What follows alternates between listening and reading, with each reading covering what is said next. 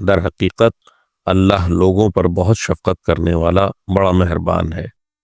ए पैगंबर, हम तुम्हारे चेहरे को बार बार आसमान की तरफ उठते हुए देख रहे हैं, चुनांचे हमने तुम्हारा रुख ज़रूर उस क़िबले की तरफ फेर देंगे जो तुम्हें पसंद है।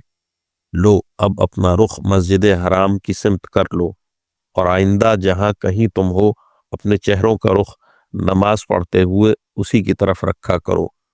और जिन लोगों को किताब दी गई है वो खूब जानते हैं कि यही बात हक है जो उनके परवरदिगार की तरफ से आई है, और जो कुछ ये कर रहे हैं अल्लाह उससे गाफिल नहीं है।